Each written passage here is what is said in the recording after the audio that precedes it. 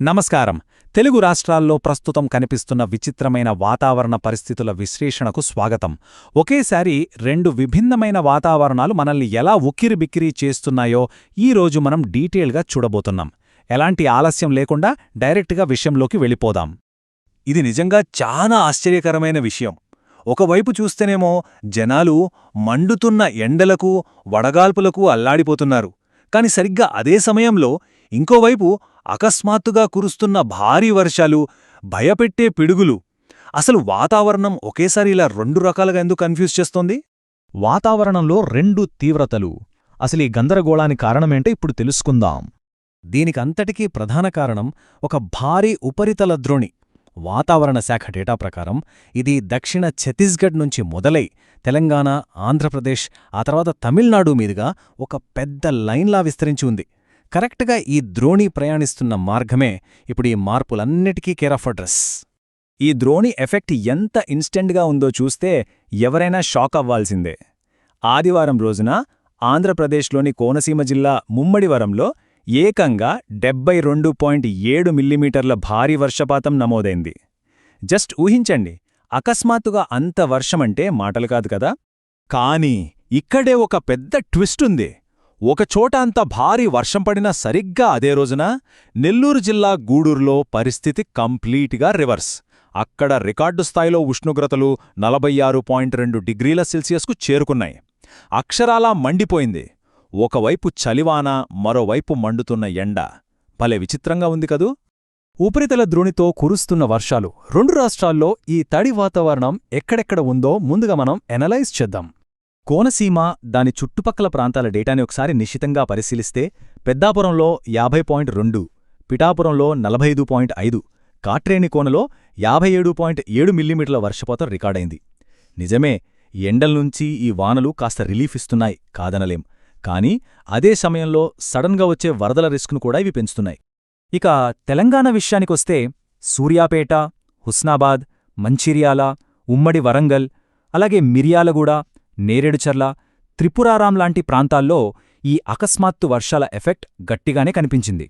ఇక్కడ కేవలం వాన మాత్రమే కాదు సుమా, చాలా ప్రమాదకరమైన ఈదురుగాళ్లు కూడా జనాన్ని భయపెట్టాయి. ఏపీ, తెలంగాణలో వర్షాలు మరియు పిడుగుల అలర్ట్. ఈ క్రమంలో అధికారులు జారీ చేసిన హెచ్చరికలేమిటో చూద్దాం. ఆకాశం నుంచి పడే వర్షం ఎంత చల్లగా ఉంటుందో దానితో పాటు పడే పిడుగులు అంతే డేంజర్. అందుకే వాతావరణ శాఖ ఏపీలోని చాలా జిల్లాలను హై అలర్ట్లో ఉంచింది. ముఖ్యంగా అనకాపల్లి, అంబేడ్కర్ కోనసీమ, కాకినాడ, విజయనగరం, శ్రీకాకుళం, పార్వతీపురం మన్యం, అల్లూరి సీతారామరాజు, పోలవరం, చిత్తూరు, తిరుపతి, విశాఖపట్నం ఈ జిల్లాల వాళ్లు చాలా జాగ్రత్తగా ఉండాలి. ఇక్కడ మోస్తరు వర్షాలతో పాటు ఎక్కడబడితే అక్కడ పిడుగులు పడే ఛాన్స్ చాలా ఎక్కువగా ఉంది. కంటిన్యూ అవుతున్న మండుటెండలు, ప్రాణాంతకమైన వడగాల్పులు, ఈ భయంకరమైన డ్రై ఎక్స్ట్రీమ్ పరిస్థితి గురించి ఇప్పుడు మాట్లాడుకుందాం. మనమిక్కడ మిస్ అవ్వకూడని అసలు పాయింట్ ఏంటంటే, ఒక పక్క వానలు పడుతున్నా సరే తెలుగు రాష్ట్రాల్లోని చాలా పెద్ద భాగం ఇంకా ఆ భయంకరమైన ఎండల గుప్పిట్లోనే ఉంది. ఈ నంబర్ చూడండి, 286. ఒక్క ఆంధ్రప్రదేశ్లోనే ఏకంగా 286 మండలాల్లో ఉష్ణోగ్రతలు 41 డిగ్రీల సెల్సియస్ను దాటేశాయి. ఇది అక్షరాల కాలిపోవడమే. కేవలం ఏపీ మాత్రమే కాదు, ఉత్తర తెలంగాణ జనాలను కూడా ఈ ఎండలు వణికిస్తున్నాయి. ఏకంగా 6 జిల్లాల్లో 40 డిగ్రీలకు పైగా ఉష్ణోగ్రతలు నమోదు కాగా, నిజామాబాద్ జిల్లా బాల్కొండలో అత్యధికంగా 45.8 డిగ్రీలు రికార్డైంది. పగటిపూట కాలు బయట పెట్టాలంటేనే జనాలు బెంబెలెత్తిపోతున్నారు. అయితే ఈ విపరీతమైన వాతావరణం కేవలం ఇబ్బంది పెట్టడమే కాదు, ప్రాణాల మీద కూడా వస్తోంది. నివేదికల ప్రకారం ఆదిలాబాదు జిల్లా భీంపూర్ మండలంలో మాణిక్రావు అనే ఒక పంచాయతీ కార్మికుడు తీవ్రమైన వడదెబ్బకు గురై ప్రాణాలు కోల్పోవడం అత్యంత విషాదకరం. ఈ ఎండలు ఎంత ప్రాణాంతకంగా మారుతున్నాయో చెప్పడానికి ఇదొక బాధాకరమైన ఉదాహరణ మాత్రమే. వాతావరణ శాఖ హెచ్చరికలు, మనం తీసుకోవాల్సిన భద్రతా చర్యలు. ఈ వాతావరణంలో ఇవి చాలా ముఖ్యం. ఒకవైపు వడదెబ్బ మరణాల పెరుగుతున్నాయి, మరోవైపు పిడుగులు పడుతున్నాయి.